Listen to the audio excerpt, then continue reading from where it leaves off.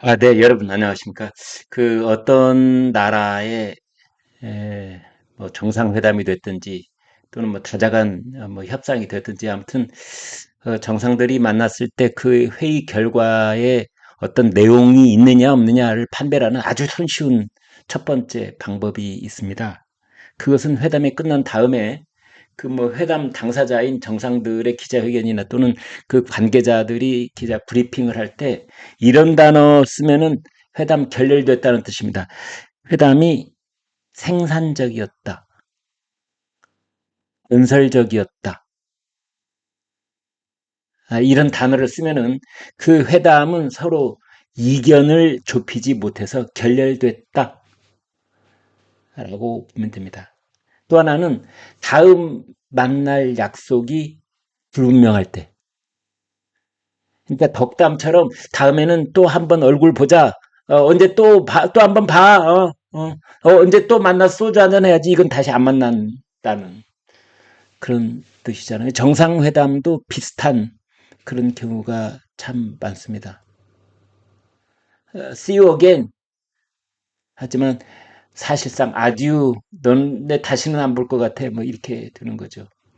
이번에 도널드 트럼프하고 블라디미르 푸틴 러시아 대통령이 알래스카에서 만났는데 그 협상 결렬됐습니다.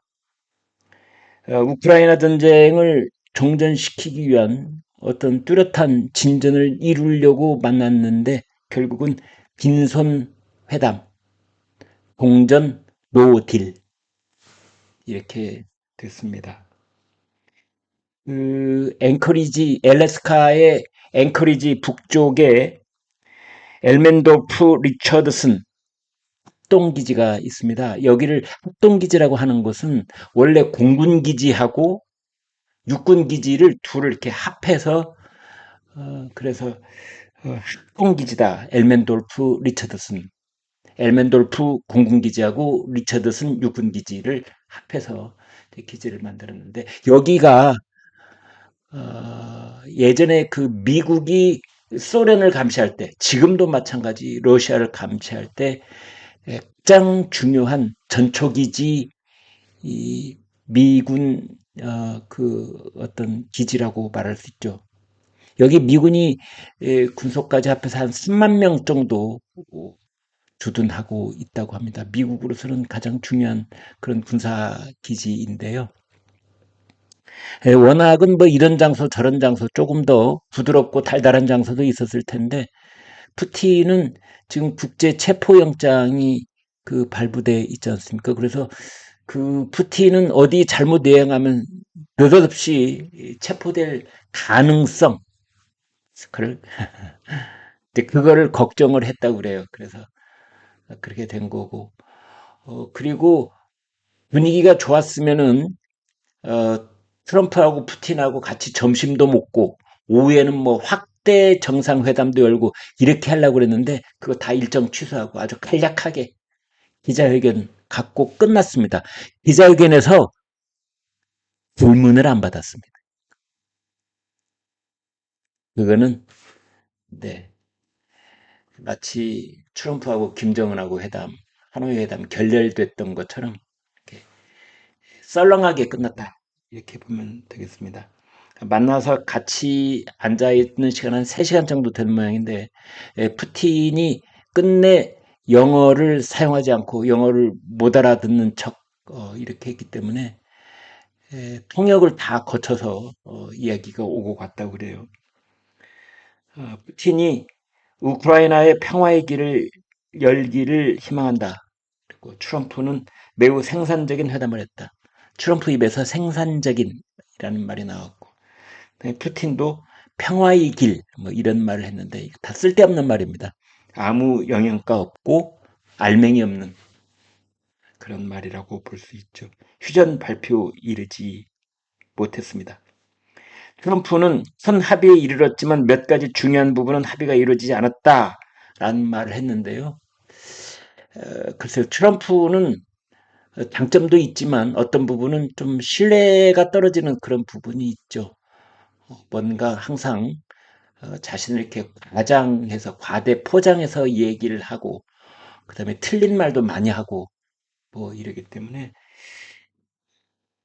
큰 합의에 이르렀는데 중요한 부분은 이루어지지 못했다. 이게 무슨 말입니까?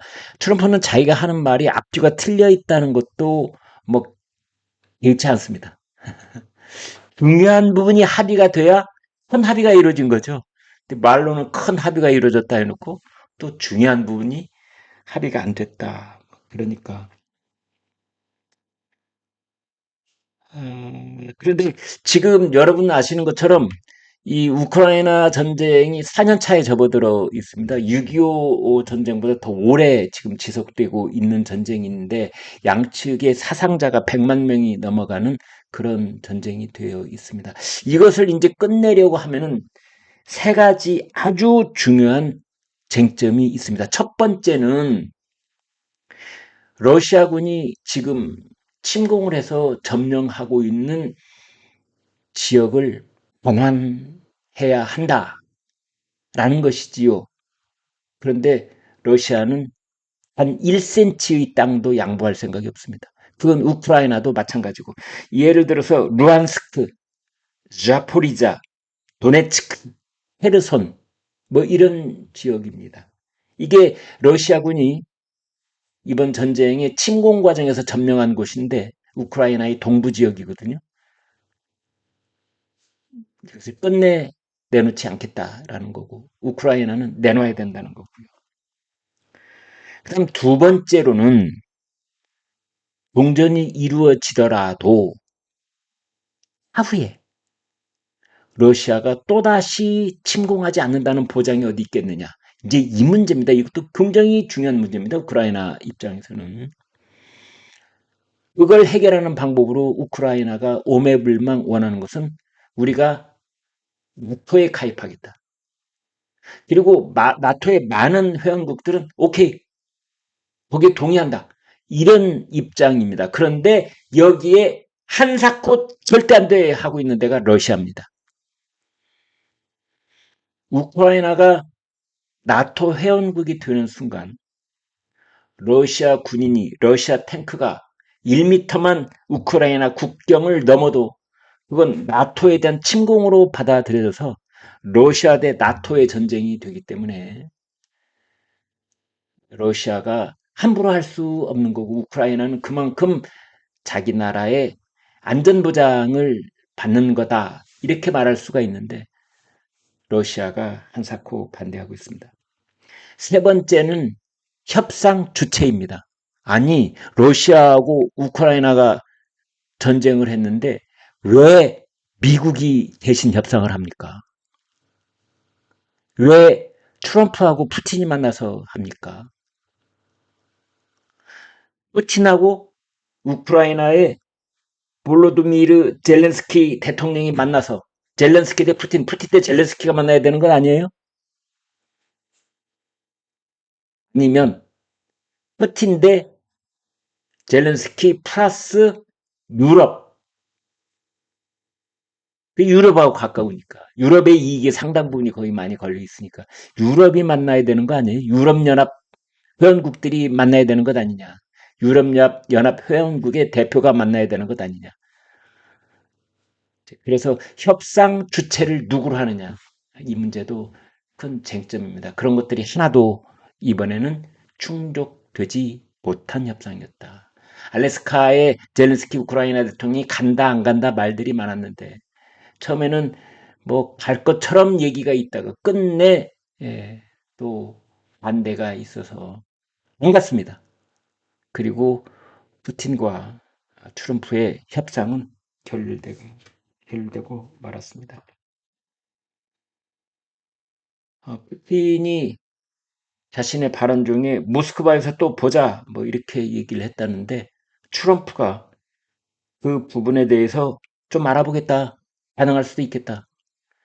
그러니까 이런 걸로 봐서 이 사람들이 3시간 이상 얘기를 나눴다고는 하지만 또 만날 것인지에 대한 구체적인 합의는 전혀 없었다는 그런 뜻도 되고 그래서 기자회견을 질문을 안 받는 기자회견을 하는 과정 속에 푸틴이 이번에는 알래스카 미국 땅에서 했으니 다음번에는 러시아 땅 모스크바에서 하자라는 말을 꺼냈던 모양인데 그 이야기가 회담 과정에서 안 나왔거나 아니면 나왔다고 하더라도 악휘를 짓지 못한 상태에서 그냥 추후에 또 논의하자 뭐 이 정도였는데 푸틴이 그 얘기를 꺼내버린 겁니다. 뭐 이런 상황이다. 푸틴이 여러 가지 뭐 좋은 이야기 쭉 늘어놓은 다음에 마지막에 그런 이야기를 했습니다. EU하고 유럽의 주요 도시들이 이를 건설적으로 받아들이고 방해하지 않기를 바란다. 유럽의 주요 도시라는 것은 유럽 연합을 얘기하고 나토 회원국들을 말합니다. 그다음에 EU. 그러니까 나라 이름을 거론하지 않으려고 우크라이나라는 나라 이름을 거론하지 않으라고 키이우. 그 푸틴은 키예프라고 예전 수도 이름 발음을 했다고 합니다. 음, 공전 협상이 이루어질 때 그 러시아하고 우크라이나의 한 뼘의 땅이라도 더 차지한 상태에서 협상이 이루어지도록 하기 위해 치열한 마지막 전투가 벌어지는 것은 우리가 6.25 때 이미 겪었던 일이잖아요. 그런 과정 속에서 양쪽의 사상자는 더 많아질 수도 있는 그런 비극이 아직도 현재 진행형입니다. 네. 여기까지 하겠습니다. 여러분 구독, 좋아요 부탁드립니다. 고맙습니다.